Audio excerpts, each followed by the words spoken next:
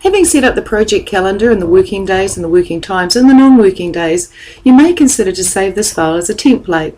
A project template could then be used as a basis for all projects from this point onwards, and it would save people having to set up the project calendar each and every time.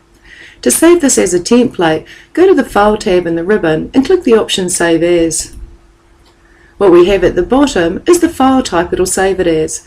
By default, a project plan is an MPP file, but I'm going to click this option and change it to a Microsoft Project Template, which is an MPT file.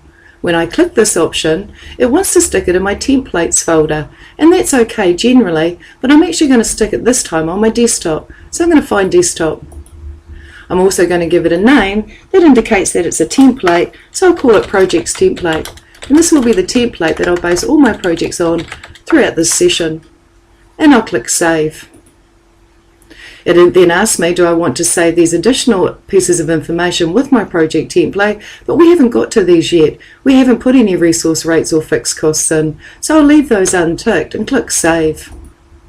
What I see at the very top of my screen is I've created a template called Projects Template, and it's an MPT file.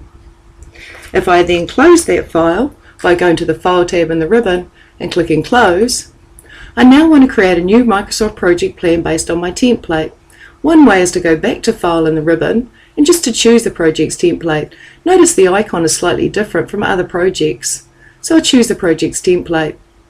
I now want to save this as a Microsoft project plan based on the template, so I'll go to the Save button in the Quick Access toolbar, or I'll click on File and Save. By default, it wants to save it as a Microsoft project plan and not overwrite the template, which is a good thing. I actually want to call this file Wedding, and I want to keep a number of versions of the file. Sometimes things go wrong and we need to go back to an earlier copy of the project file, so I'm going to prefix it or suffix it with the 26th of July 2013.